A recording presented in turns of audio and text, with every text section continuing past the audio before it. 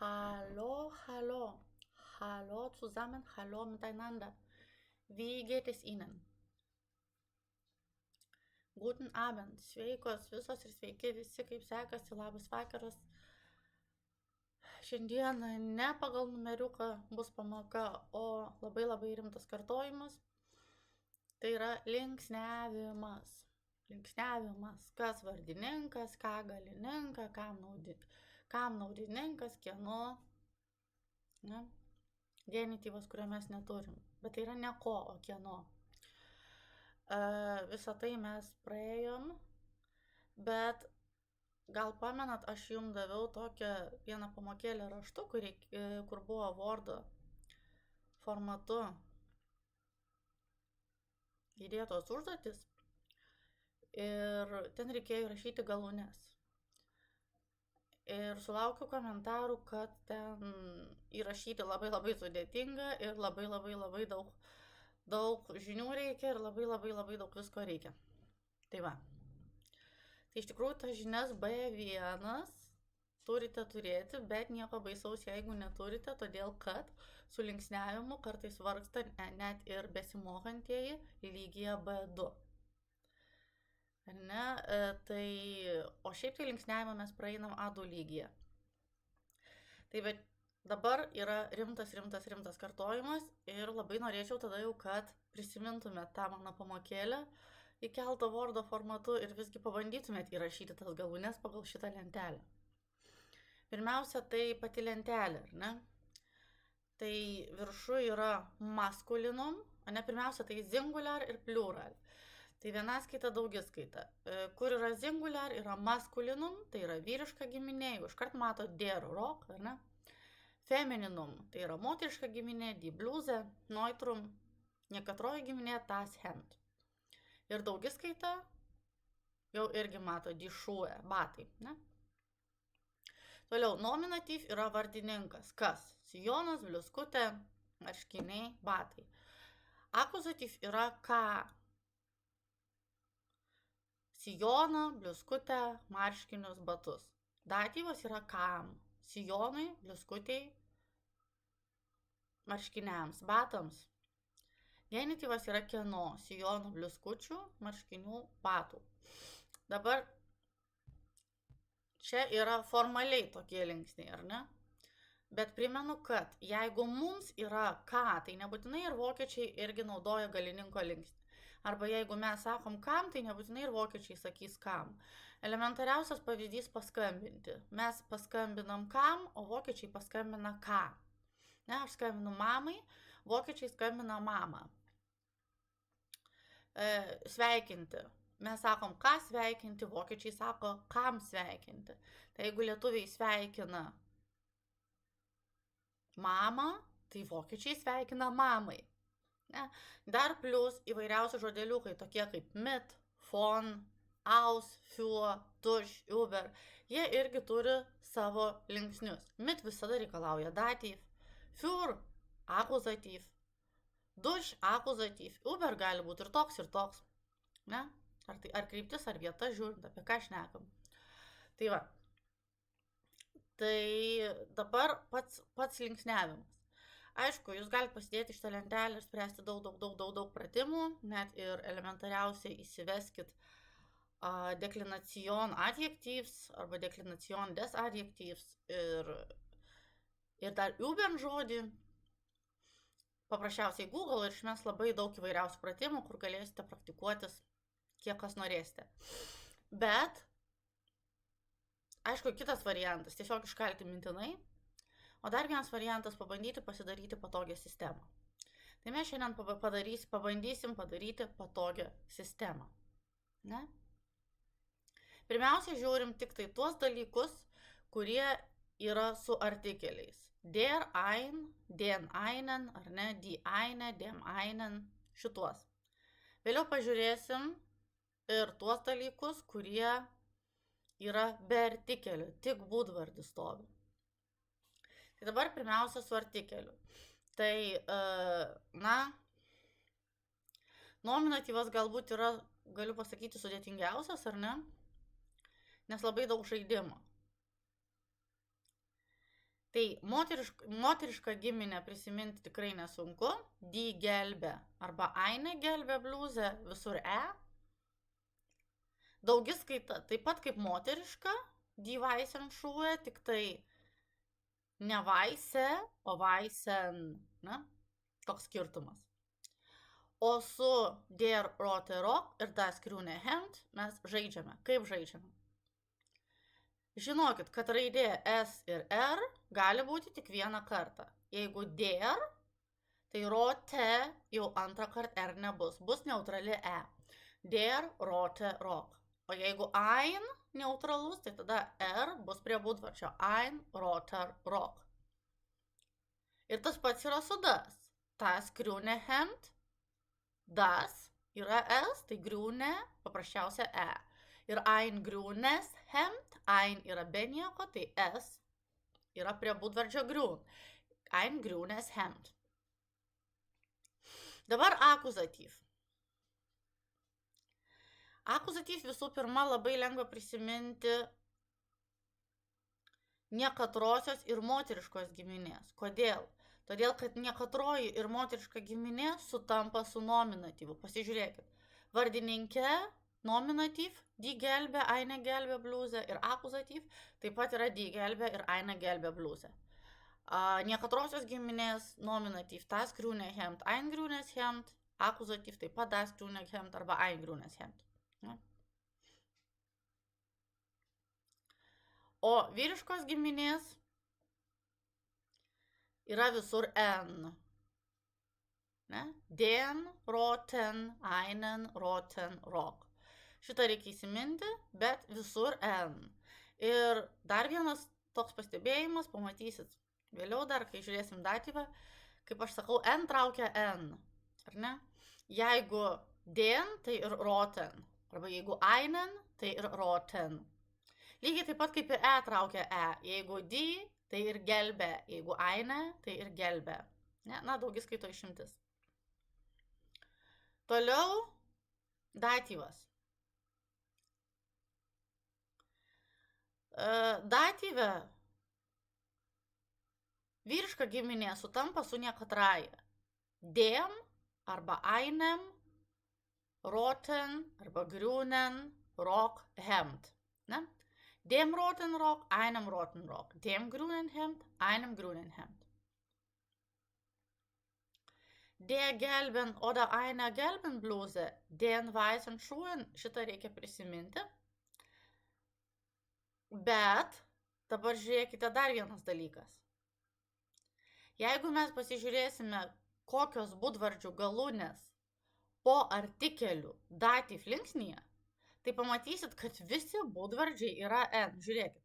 Dem roten, einem roten, der gelben, einer gelben, dem grünen, einem grünen, den weißen. Ne? Visur N, būdvardis visur, artikelis keičiasi, bet būdvardis visur turi N. Taigi datyve labai lengva išmokti būdvardį, tiesiog visur yra N galūnė. Kas yra datyve įdomiau, tai yra daugiskaita den weißen Schuhen. Tai yra visur N, N, N, N, net ir prie daiktavardžio Schuhe taip pat prisikabina N, ar ne? Ir vėlgi, galioja ta mano taisyklė, kurią jau anksčiau minėjau, N traukia N, ne? Den weißen Schuhen, visur N. Dabar genityv. Genityv yra kieno, tėčio batai, marškinių rankovės, ne? Bliuskutės kišenė, ar dar kas nors. Batų raiščiai, kieno, ne ko, o kieno. Tai vėlgi, vyriška sutampa su nekatraja. Des roten Rocks, eines roten Rocks, des grünen Hemds, eines grünen Hemds. Ne? Dabar der gelben Bluse, einer gelben Bluse sutampa moteriškos giminės genityvas su datyvu, taip? Ir kam ir kieno moteriško giminė yra taip pat. Na ir daugiskaita die weißen Schuhe, tai tikriausiai jau tokia vienintelė tokia kitokia. O galbūt ir ne kitokia. Jinai taip pat skamba kaip ir moteriškos giminės. Ar ne? Die gelben Bluse, die weißen Schuhe.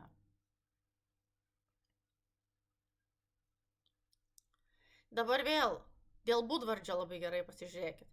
Des roten, eines roten, der gelben, eine gelben, des grünen, eines grünen, der weißen. Ką pastebėjote? Kaip ir datyve, taip ir genityve, būdvardžiai visur turi n, jeigu prieš tai eina artikelis, arba artikelį pavaduojantį žodis. Kas yra artikelį pavaduojantį žodis?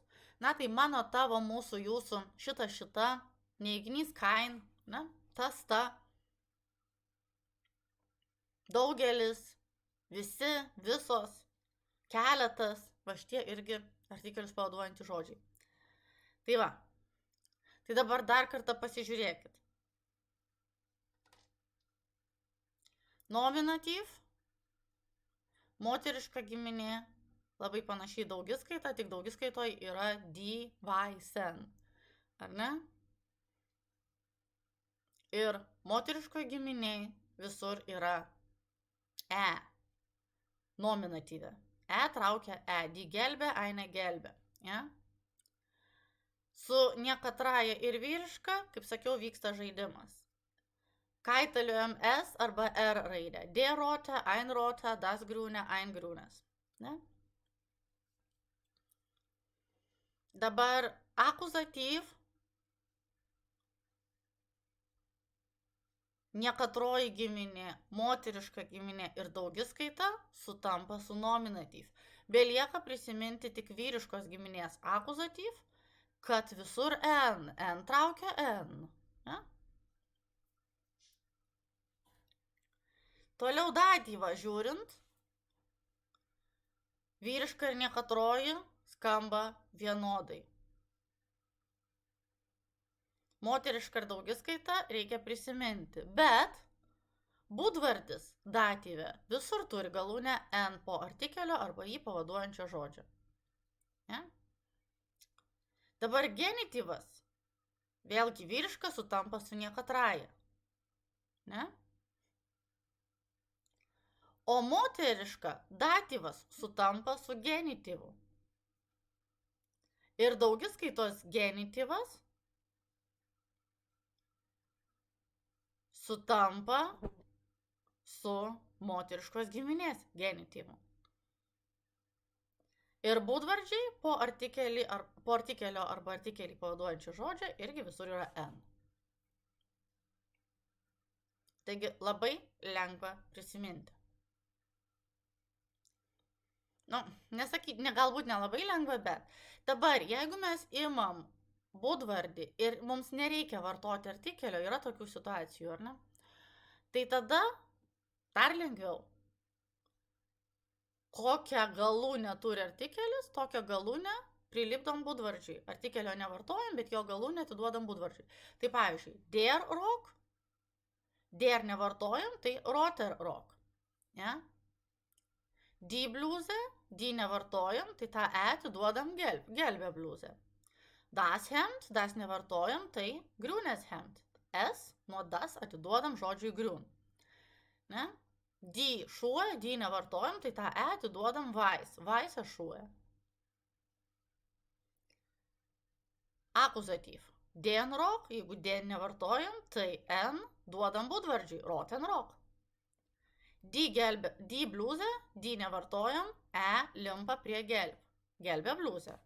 Das Hemd, das nevartojam, s atiduodam būdvardžiui, grünes Hemd. Die nevartojam, tai e limpa prie weiß, weiße Schuhe.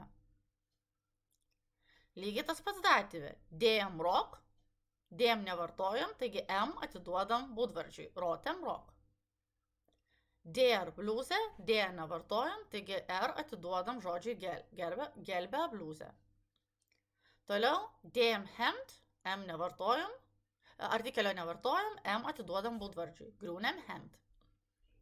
Ir den Schuhen, den nevartojam, n atiduodam būdvardžiui. Weißen Schuhen. Genityvas. Porai vietų vietoj jūsų pasižymėčiau šauktukus. Vyriška ir niekatroji giminė, nepaisant to, kad artikelis yra des, jeigu mes jo nevartojam, o vartojam tik būdvardį, būdvardžiui duodam galūnę ne s, o n.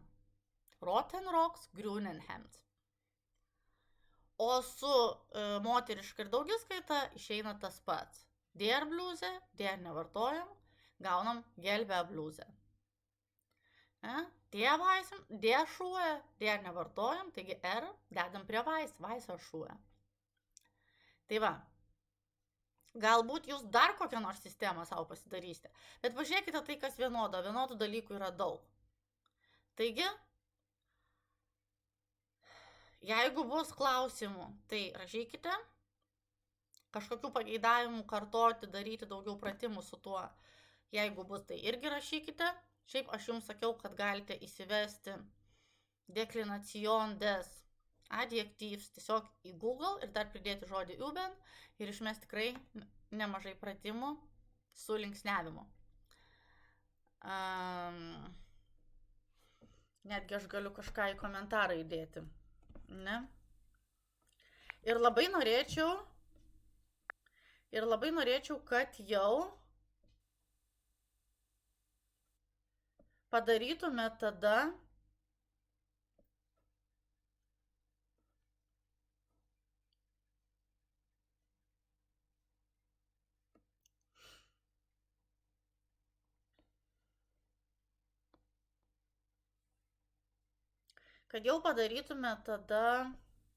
pavyzdžiui, vienas iš variantų yra toks, ar ne? Kad jau padarytume tada būtent va tą lapą, kurį aš jums įdėjau kažkurioj pamokėliai, taip? Kažkuri pamokėlė buvo, kaip sakiau, raštu, ne, ir reikėjo rašyti galūnes. Tai pabandykite vis dėlto pasiimti šitą lentelę, pasistudijuoti ją, klausyti šitą video, pasiimti tą lentelę ir įrašyti pasiimti tas užduotis ir pagal šitą lentelę, arba gal kažką ir prisiminsit, įrašyti galūnes. Und jetzt wünsche ich Ihnen einen guten Abend noch und ein schönes Wochenende und wir treffen uns am Montag wieder. Tschüss, bis bald.